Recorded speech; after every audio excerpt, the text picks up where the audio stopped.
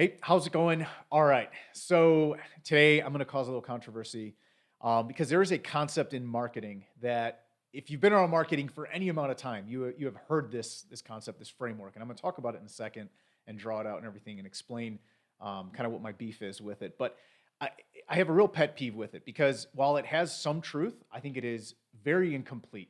And more importantly, when you look at marketing through this lens, through this concept, I think it pre-frames our minds incorrectly. So we look at marketing the wrong way from the jump, from first principles. We look at it the wrong way, which is then going to cause a lot of the mistakes that people make in marketing, particularly with e-commerce brands. I've worked with hundreds of brands at this point, and I see the same mistakes being made. And I think not all of it, but a lot of it goes back to this concept of a marketing funnel. And again, if you've been around marketing at all, you've seen this, and I'm going to explain it in a second.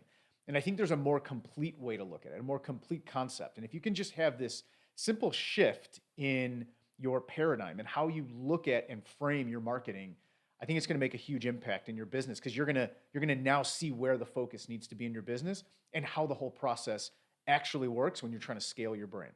So let me go ahead, dive in here and start drawing this out. So let me slide this out of the way here. Okay. So traditionally, let me give myself a little space here. All right. You've you've probably heard of this concept of a marketing funnel, right? And it goes something like this. So typically it's drawn out like this, right? And I'll explain why it's a funnel. So it's usually divided into three main pieces, right? There's the top of funnel. This is where people are first learning about your brand. They have no idea, right? They see an ad or they get that first touch point where they didn't even know you existed, and now they do, right? Middle of funnel, they're really starting to consider your brand. And then bottom of funnel, they're converting. They're actually deciding to make a purchase, right? So the reason it's a funnel is because there's more people at the top and that are considering, and then some people will drop off, and a little bit less than started will consider your brand and consider, maybe buying, and then that smaller percentage will ultimately buy. Okay, fair enough, right? This is true. This is what happens. Where I think this starts to really fall apart is when you'll see this actually drawn out, is people will say, okay, and then from here, they'll come through and um, they will make a purchase. Sweet.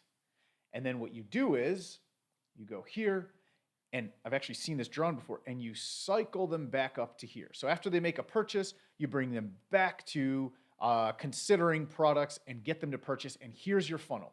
And this is how marketing works.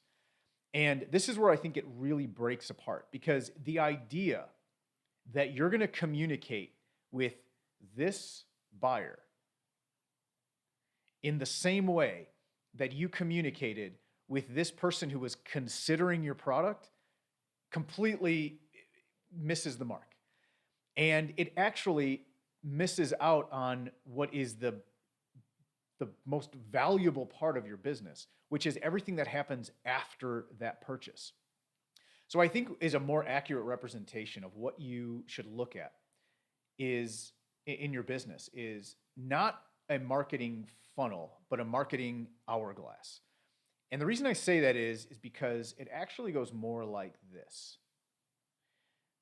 Because now when you start seeing it this way, you see that there's going to be awareness, right? You're going to bring people where they're going to start becoming aware of your brand, and this is absolutely right.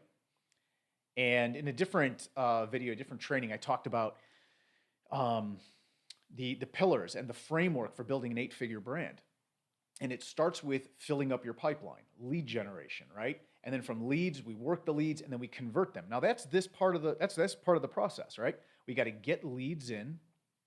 We got to have a touch point so that we can communicate with them and get them into the pipeline. A certain amount, roughly 1% to 2%, will convert, right? And you're going to get that buyer, and that's great. But a bigger percentage will not convert.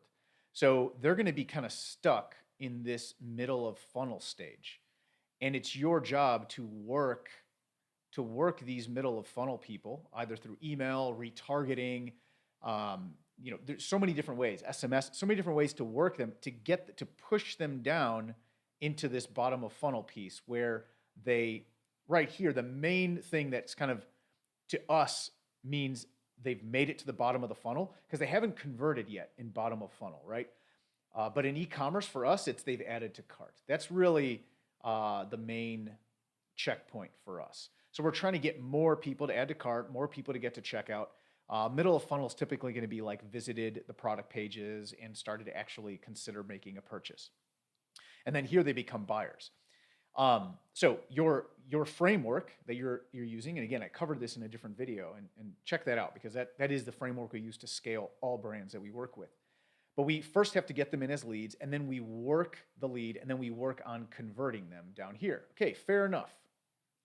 But this is where the framework, this typical marketing framework, this marketing funnel falls apart for me and falls apart for most people, is you can't go back in time.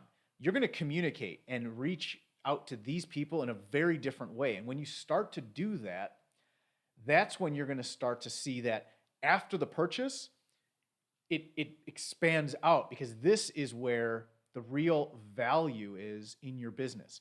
It's repeat purchases. It's higher valuation for your company. Okay? The value of your business, no one thinks about this in e-commerce, but in e-commerce, when you're building a brand, you really get paid when you sell. Like that's where the big payday is. You can make some cash, right? You can make money along the way, no doubt.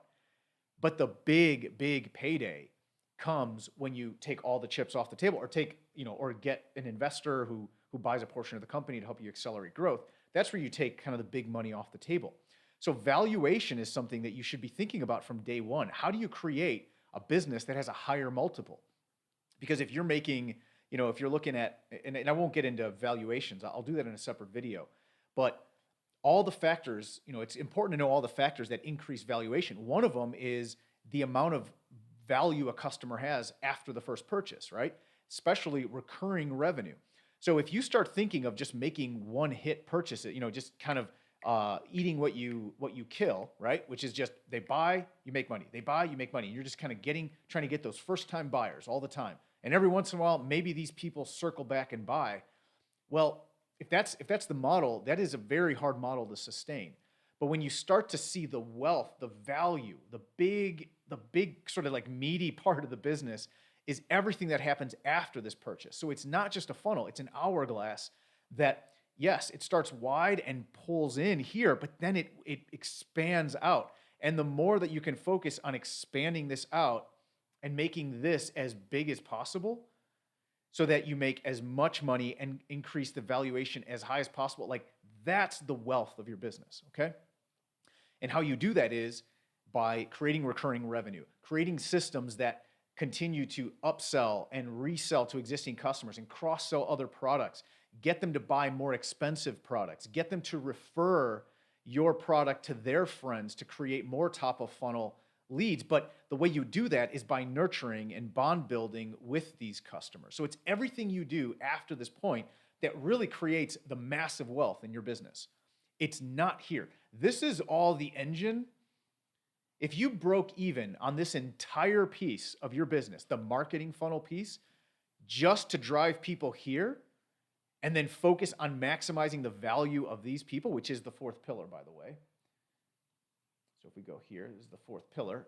So this was number 3. And I talk about breaking out convert into rate into average order value, but check that video out. But number 4 is maximize value. This is, and ultimately we'll call this LTV. This is where the game is won because not only is your business worth more, but because you can get more on this bottom part of this hourglass, then it allows you to be able to invest more into the lead gen and conversion side to bring more people in to then grow the value even more.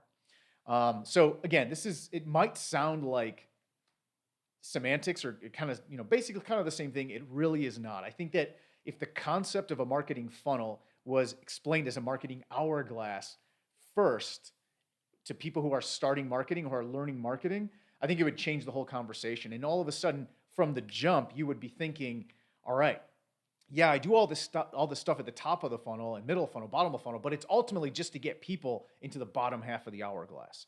And if you can start thinking your business like this and then start strategizing around this piece, How do you create more valuation for your business? Create, instead of a 2x multiple on revenue, create a 4, a 5, a 6, a 7, a 10, a 15x multiple, because you do have recurring revenue. You do have high lifetime value.